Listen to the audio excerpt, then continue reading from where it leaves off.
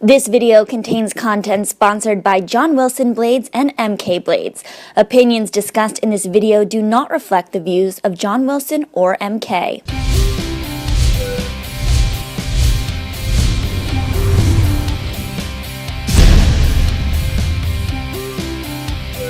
Hello and welcome to the skating lesson. I'm Jennifer Kerr. And I'm Dave Lees. We are literally in Boston at practice on Tuesday.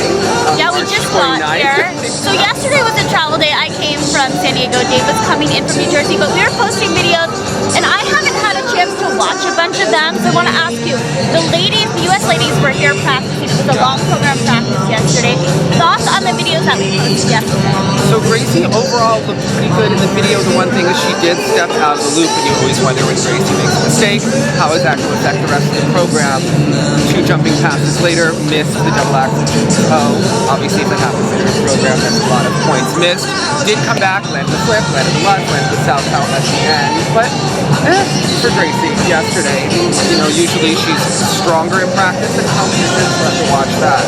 Yeah, interesting. I saw that, and I thought what was great about her is she did the left, she did the south toe at the end. It seems like she's always in really great shape. A little bit, the loop wasn't such a big deal, but I think a little bit worrisome on the axle. But I think for a first practice, you're just trying to get out there, trying to feel the ice, get your legs, excuse the cliche, underneath you. But I want to talk about Ashley because you reported on Twitter just I read the tweet, I was flying, so I didn't see this happen, but it only expanded because we had a lovely viewer who kept going on about why do you go on when someone doesn't do their full program, and it was the fact that she didn't do full jumps here, and she also hasn't in practices leading up to this. We talk to people at her rink regularly, and she hasn't done the full program of the long. She has done sections, looked good in sections, but last week the triples were both having hooks on them.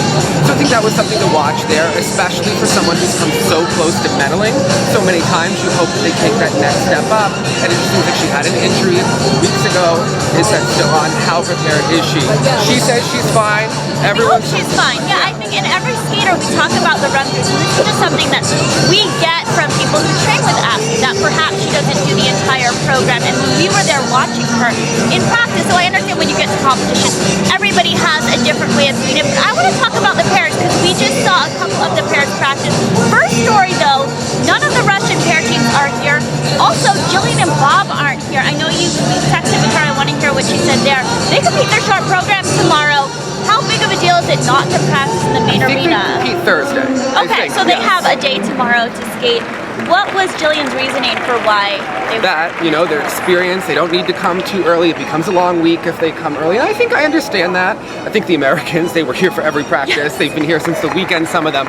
I think they have a different strategy. I think this year not been the easiest for them, so maybe better for them to come in late.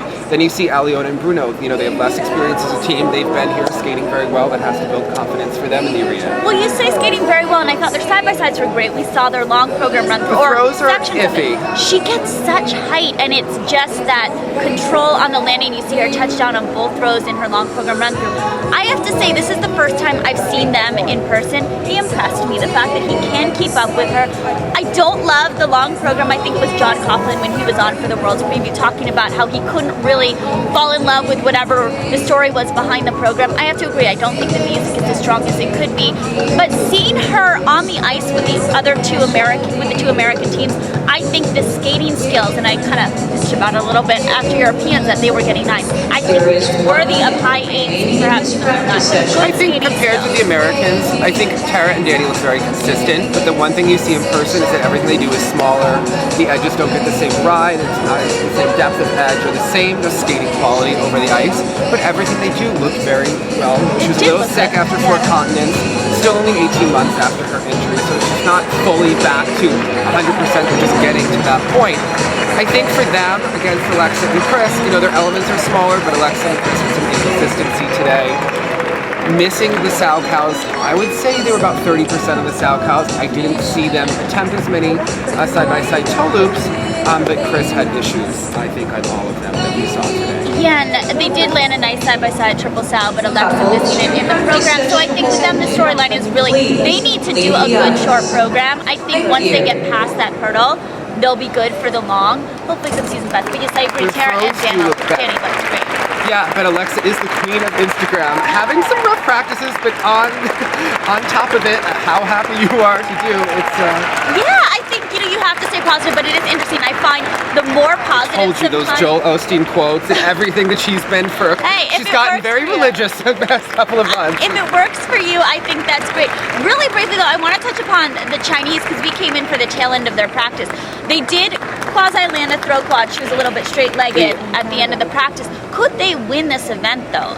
They absolutely could win the event, but it could come down to that quad, and if it does come down to the throw quad sound count for them, I would be a little bit nervous. She missed one, landed one that she hung on to for dear life.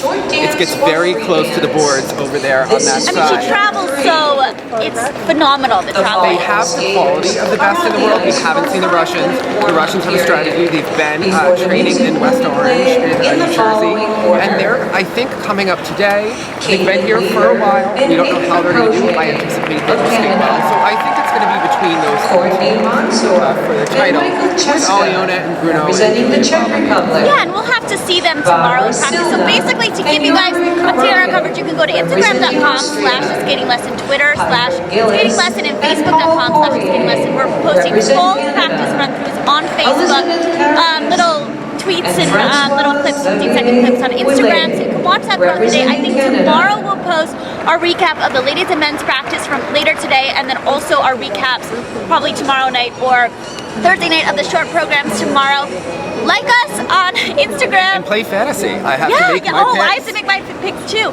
And we're gonna do a thing where we're giving away Team Ashley t-shirts in the concourse. She loves us so much. Hey, honey, we love you. Tomorrow, so Always you can look the for story. those tweets, but lead us out daily so we can watch some of these ladies. As always, I want to remind you that when you land an element in practice, have a genuine smile like Alexis Sinatra. Hold an edge. And look sexy. Bye, guys.